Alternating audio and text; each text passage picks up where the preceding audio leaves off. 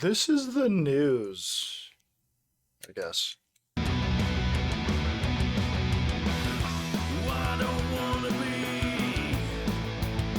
a dirty commie, better dead than red. I don't wanna be a commie. I don't wanna be a commie. I don't wanna be a commie. I don't wanna be a commie. For today's first news story, I've provided an object lesson. One of these little guys. A plastic straw. You remember a few years ago, these were the scourge of the oceans. The number one killer of fish and turtles and dolphins and whales and sharks and octopi and sea anemones and coral reefs, all being destroyed by straws. Turned out that that wasn't the case. It was some little kid somewhere that started this by doing a school science project. Did you know that? Well, anyways, there's a new scourge of the oceans. Something that's trashing the world's oceans and beaches. Yeah, it's those guys. It's masks. Discarded masks. Discarded masks are now destroying the world's oceans and beaches. You know, I've seen this in my own life, in my own neighborhood, and things like that. You'll see just masks on the ground in the street, blowing around in the wind. Somebody falls out when they get out of a car. They're holding it in their hand. They drop it. They don't want to pick it up because they can't wear it anymore. So they just leave it there. See it in parking lots and in the street when you're driving. They really are a menace to society. And if we believe that our oceans and beaches matter, if we believe that the environment truly matters, and we want to preserve this world for generations to come, making sure that the vital resources of the ocean are available to our descendants, we have to act now, banning these masks. I call upon Starbucks. I call upon Dutch Brothers. I call upon shopping malls and on coffee shops around the country and around the world. I call on retail stores, Target, Walmart, McDonald's, Burger King, just as you ban straws, just as you tried to get rid of the scourge of the ocean, the straw. Get rid of this scourge. Get rid of the scourge of masks, just as you valiantly fought against drinking straws. Valiantly fight today against the scourge of these masks, these discarded masks. Ban them from. We don't want your masks here. Those masks are destroying the oceans and beaches. The ocean's going to be nothing but masks in a year's time.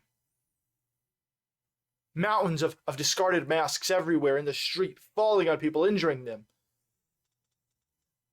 Landfills filled with masks.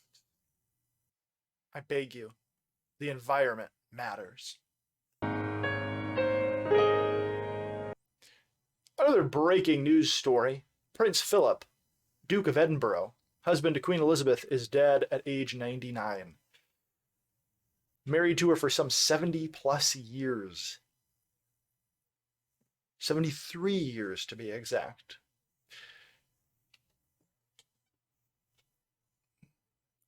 "65 of those years were spent as the Prince Consort to a Queen of England before retiring from public life in 2017, making him the longest serving consort in British history. Pretty impressive. And I wish the family well, even though I'm not. Even though I in no way a subject of the British crown, nor wish to be, I do feel sorry for somebody's loss. Husband dies, or father dies, grandfather. It's always very, very sad. And speaking of death, Pennsylvania will now remove dead voters from their voter roll registration following a lawsuit. Yes, it took a lawsuit for the state of Pennsylvania to get dead people off the voter rolls. Now I ask you a question. in no way connected to any elections, current or past. If a dead person gets a ballot in the mail delivered to where they were registered, what prevents somebody from filling out that ballot, turning it in, even though they weren't that person? Again, in no way is that have anything to do with any current or past elections. Just a simple question. A simple question. No past elections are being mentioned here. In no way am I talking about any elections, past, present, or future. Just questioning the hypothetical situation where everybody, regardless of status of being alive, gets a ballot on the mail. I'm just saying. In very serious news, Joe Biden has announced his measures to curb your constitutional rights as laid out in the Second Amendment. He wants to put restrictions on things, and he wants to use his executive power, legislating from the position of executor of the law, not writer of the law. He wants to now legislate from that position, taking away your rights. And in doing so, he said that no amendment in the Constitution is absolute. None. Not that, right to not having unreasonable search and seizure. That's not absolute. Not the freedom of religion. That's not absolute. Not of free speech. Not absolute. Not of quartering people in your houses. The government can now force their way into your house, and then you have to let them stay there because no amendment to the Constitution is absolute. The 14th Amendment that says all persons born or naturalized in the United States and subject to the jurisdiction thereof are citizens of the United States and of the state wherein they reside. No state shall make or enforce any law which shall abridge the privileges or immunities of citizens of the United States, nor shall any state deprive any persons of life, liberty, or property without due process of the law, nor deny to any person within its jurisdiction the equal protection of the laws. Not absolute, according to Joe Biden. No amendment is absolute. Now, what he would say is, well, not everyone gets those laws. We take them away. We take away rights from criminals and felons. Guess what that amendment says? It says without due process of law. It's provided for in that amendment. So by your statement of your absolute statement that there are no absolutes in the Bill of Rights or the Constitution or in the amendments, there is no absolute amendment. Guess what? You're saying that this one is not an absolute. That we can take away rights from people without due process. We can deprive them of life, liberty, and the pursuit of happiness without due process because there are no absolutes.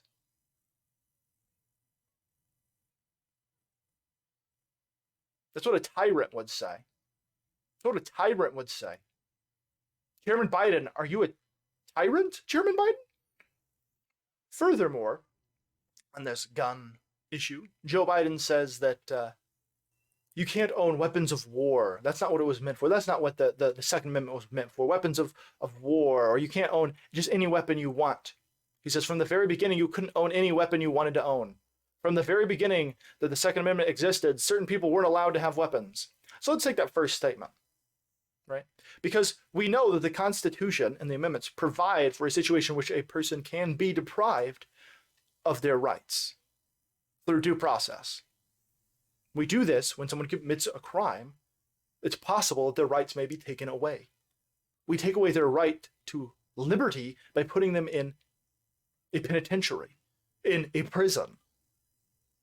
That's depriving them of their rights through due process. That's provided for in the law. So I took the second part first. Now let's take a look at the first part. The idea that you couldn't own any weapon you wanted to own. It's a fallacy. It's not true. In that time period, the weapons that existed you could own, including weapons of war like cannons, artillery, you could own. There was no law preventing that. You could own the very latest and greatest firearms manufactured at the time. And the idea that that means that, well, the reality is they didn't anticipate the guns of today. It doesn't matter. It doesn't matter because the founding fathers didn't put that in there for merely hunting or target practicing and I'm going to maintain my abilities to shoot so that I can just have an ability to shoot. There's no reason behind it. There's no deeper meaning behind the Second Amendment. Except for we know what they wrote. We know what the founding fathers wrote, the people that were forming the government. And in speaking of European governments, Madison, that chump, Madison, James Madison, he's a chump. Don't listen to him, right? He had nothing to do with the framing of the Constitution or the founding of the country. What did he say? What did he say about it? Well, first of all, when talking about European countries that had deprived their people of owning arms, he said that the governments are afraid to trust the people with arms. They're afraid to trust the people because they realized that if the people were able to organize among themselves because they had firearms, that the tyranny in Europe would be speedily overturned. Those are his words. Speedily overturned. He saw it as an insult to imagine that the American people were not able and ready to defend their rights. He said, let us not insult the free and gallant citizens of America with the suspicion that they would be less able to defend the rights of which they would be in actual possession. You see, the founding fathers recognized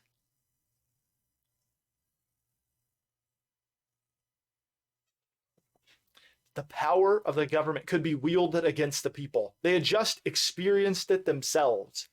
The tyranny of England. The tyranny of King George. Taxation without representation. They had no representation in their parliament. Nobody fighting for them. They were being oppressed, and the tyrannical government was wielding the hand against them, the sword against them, killing them. They recognized the need for the people to keep and bear arms in case that tyranny happens. Unless you think, well, it's only the right that could ever be tyrannical. Let me remind you that in the last century, millions and millions and millions of people were killed by the radical communists of the world as they swept over Europe and Asia, resulting in the deaths of tens of millions of people, throwing them in prisons, restricting their rights, as well as the fascists. And do yourself a favor. Do yourself a favor, please. I beg you. Go look up what fascism actually is. The totalitarian state. And don't just call people that believe in law and order fascists. Actually find out what fascism was. What the political ideologies of people like Hitler and Mussolini actually were. Be educated. Now a sad story, and this one's a little bit older, but I thought it illustrated a point. And basically, a crazed man killed 7 people in a mass attack outside of a school. And it's a terrible situation. This happened in December. It's a little old, I grant you. December of last year, but that's not too long ago. And the reality of the situation is that this crazed man wanted to murder 7 people or more before he was stopped. Killed 7 people. That's a serious matter. This man had murderous intentions and carried out the murder of 7 people. It was his choice, his personal responsibility to not murder others. That was the societal expectation, the moral expectation of him was to not kill others in cold blood. But he disregarded that law, that moral expectation, that societal expectation, and killed 7 people with a knife in China, where they don't own guns. The population doesn't have the right to own and keep and bear firearms. So he took a knife and he went and stabbed 7 people. And China has had a history of mass stabbings in schools where people are killed with a knife. There's a stabbing epidemic in Britain because the murderous intentions of one's heart do not keep in mind whether or not they have immediate access to guns. If they want to kill people, they'll find a way out to do it. Imagine a person wielding a knife, getting into a school. It's not unreasonable to think it might happen. And just stabbing children. It'd be terrible, it'd be horrible. And no one would ever want that. But the reality is that it happens in places where guns are not allowed.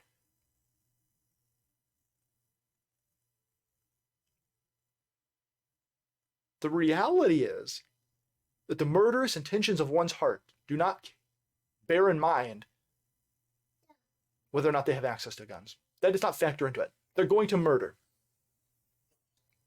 And the rights of American citizens should not be overturned. Or, let's use the words of the Constitution, shall not be infringed on the basis of those who break the law. The Constitution cannot be broken for everyone based on those who break the law, who do not follow the law. Those people, through due process, are deprived of their rights. That's what the Constitution, that's what law, the idea of having laws, that's what it provides for. A way for those people to be deprived of their rights. I realize today's episode has not been the most funny or light. It's been pretty heavy, serious. But of course, we're always going to make fun of CBR. So here we go. CBR article of the day. Ghostbuster Afterlife's mini puffs get slime-filled blind packs. Ghostbusters' iconic Stay Puft Marshmallow Man lives on in the form of a new mini puff surprise figures from Hasbro. The 1.5-inch figures are detailed to look like characters from the upcoming Ghostbusters Afterlife in all their mischievous glory. However, to get the figure out of the Stay Puft Marshmallow can, consumers will have to dig through the goopy marshmallow-like substance. This is a news article from supposedly a news organization. It's just about consumerism and Stay Puft marshmallow toys. This is society where a person gets paid to make an advertisement for a toy company and film a shill for Hollywood and corporations. That's their life. That's what they do for a living. Shill for crappy looking toys. Cheap pieces of plastic.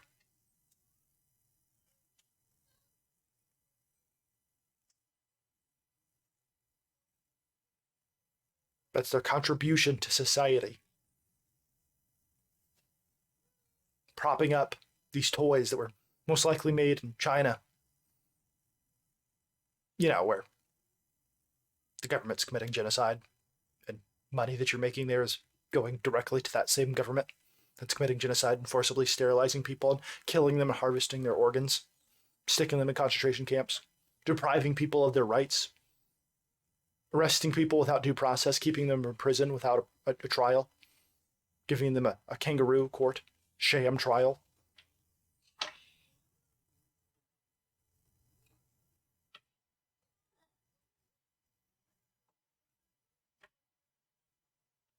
And that's the news today. Adios. Explosion! Fly Fox!